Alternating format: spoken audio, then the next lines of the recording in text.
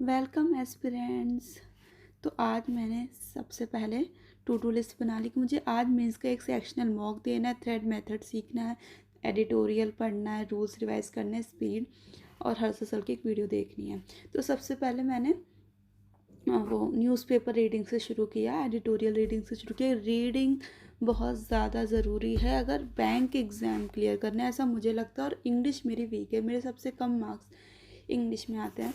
और उसके बाद थ्रेड मेथड बहुत ज़्यादा मैंने अभी हाइप देखी है उसकी यूट्यूब पे, और मुझे नहीं पता था ये क्या है क्या।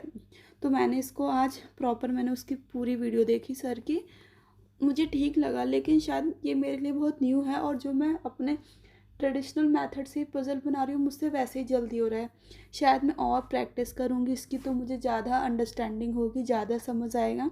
लेकिन मैंने पूरी वो 1-2 घंटे की जो वीडियो थी वो मैंने देख ली। और आज मुझे ऑफिस जाना था तो मैंने बहुत जल्दी जल्दी सुबह उठ के ये सब कर लिया था, क्योंकि बाद में फिर टाइम नहीं मिलता। मैं इंटर्नशिप कर रही हूँ, मुझे ऐसे डेली नहीं जाना होता, बट कभी कभी जाना होता है। और ये मैंने साल सोचा था कि मैं कुछ और भी करूँगी, तो आज मुझे वहाँ भी जाना है। तो मैं सुबह जल्दी उठ के ये सब जो जल्दी जल्दी हो सकता था वो सब रिवाइज़ कर लिया, स्पीड मैथ का से रिवाइज़ कर लिया। और उसके बाद मैं ऑफिस जाने के लिए रेडी हो रही थी, और एकदम एंड मोमेंट पे मैं रेडी हो रही हूँ, मुझे समझ नहीं आ रहा मुझे क्या क्या। और मैं साथ साथ जो स्पीड मैथ का या कुछ वैसा होता है ना वो मैं करती जाती हूँ। साथ में पैकिंग के साथ साथ बैग पैक करने के साथ ही साथ ब्रेकफास्ट कर लेती हूँ, जिससे ना टाइम बचा सकूँ। क्योंकि सुबह सुबह जब मुझे जाना होता है तो मेरे पास बहुत लिमिटेड टाइम होता है, मुझे समझ नहीं आता उस टाइम में मैं सब कुछ इतनी जल्दी जल्दी कैसे करूँ। तो 2-3 टास्क मैं एक साथ करती रहती हूँ, जिससे कि चीज़ ईज़िली मैनेज हो जाए। और मुझे आप लोगों से एडवाइस भी चाहिए कि थी कि जो पीएनबी के अप्रेंटिसशिप के जो वैकेंसीज आई हैं, मतलब वो फिल करनी चाहिए या नहीं करनी चाहिए, मुझे कुछ समझ नहीं आ रहा। मैंने इससे पहले ऐसा कभी फॉर्म फिल किया नहीं है। अगर कोई मुझे गाइड कर सकता है तो प्लीज़ मुझे गाइड कर दो कि हमें ये फॉर्म फिल करना चाहिए या नहीं। और मैं ऑफिस जाने के लिए रेडी हो गई हूँ। उसके बाद मैं ऑफिस से जब रात में आई हूँ तो मैंने सबसे पहले देखा मेरा क्या क्या हो गया है और इसमें से क्या क्या रह गया है। तो सबसे पहले मुझे मेंस का आज एक मूक लगाना था, तो मैंने रीजनिंग का मूक लगाया, IBPS PO का रीजनिंग का मूक लगाया। सॉरी, उससे पहले मैंने हर्षल सर की वीडियो देख ली थी, जो कि मुझे देखनी थी। मतलब मैं रोज़ एक वीडियो देखती हूँ जिससे वो बहुत मुझे मतलब मुझे सिर्फ मैथ्स में हर्षल सर की ही पढ़ रही हूँ।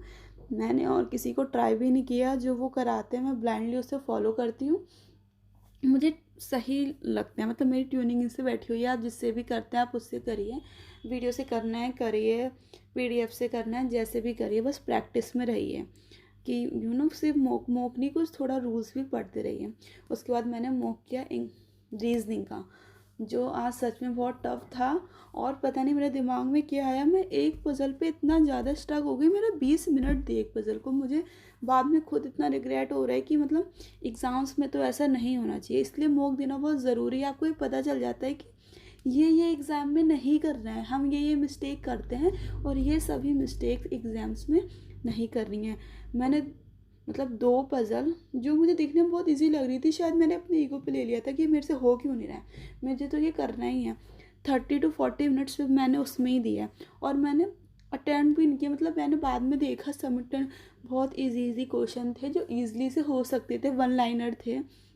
मतलब जो नहीं हो रहा पता नहीं मैं उस पर क्यों इतनी स्टक हो गई, और मेरे इतने गंदे मार्क्स आए, मुझे खुद इतना अजीब लग रहा जब मैंने बाद में देखा।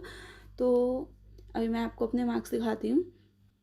और लोग मूक कम देते हैं मेंस का, क्योंकि बहुत टाइम कंज्यूमिंग होता है। लेकिन अगर हम मूक नहीं देंगे तो प्रैक्टिस कैसे होगी इतनी देर बैठने की। और मैं बहुत ज़्यादा एग्जॉस्ट भी हो गई थी, क्योंकि मैं तभी आई थी और उसके बाद ही मैंने करना शुरू कर दिया था। लेकिन मैंने सोचा था कि आज की पूरी टू डू लिस्ट करनी ही है।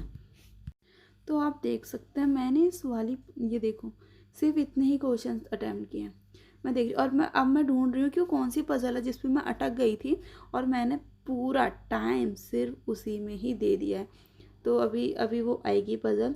देखो ये जो गई है, मैंने उसमें 17 मिनट्स दिए हैं। और ऐसे ही सेम ऐसी एक और पज़ल थी जिसमें मैंने अप्रॉक्स 20 मिनट दिया। मैं वो ढूंढ रही हूँ, देखो ये मुझे मिल गई, इसमें मैंने 18 मिनट्स दिया। और जब बाद में मैंने इसे एनालाइज़ किया था तो ये 5 to 10 मतलब टाइम लगा था मुझे 2 बारी ट्राई की थी बट हो गई थी, लेकिन उस टाइम तो भाई हुई ही नहीं थी। तो आज मैंने अपनी पूरी टू डू लिस्ट कर रही थी, सिर्फ 2 चैप्टर जो मैथ्स के मुझे रिवाइज़ करने थे कोई से भी, वो नहीं किए थे। अभी मुझे और वो और करने थे, लेकिन मेरा मॉक्स के मार्क देखने के बाद इतना ज़्यादा वो हो रहा था कि मतलब मैं इतनी सिली मिस्टेक अभी भी कैसे कर सकती हूँ। मतलब इससे तो अब मुझे आगे हो जाना चाहिए कि एक क्वेश्चन पे आधा आधा घंटा अगर देंगे तो ऐसे नहीं हो सकता। इसलिए मैं अब ज़रूर से ज़रूर डेली मॉक दूंगी, जिससे ये वाली जो गलतियाँ हैं ये तो बिल्कुल भी ना हो। पीओ में तो मतलब किसी भी एग्ज़ाम में नहीं होनी चाहिए। क्लर्क तो पीओ ही टारगेट है अब इस साल मेरा। हो गया बहुत क्लर्क मैंने पीओ को कभी इतना फोकस नहीं किया, बट इस साल मैंने सोचा है कि सिर्फ पीओ पे ही फोकस करना है, क्योंकि क्लर्क में इतना ज़्यादा कंपटीशन हो रहा है, मुझे समझ नहीं आता, इतना टफ एग्ज़ाम आता है मीन्स में। और जीए वीए कुछ पता नहीं, मैं बस पीओ पे फोकस है मेरा। Thank you for watching.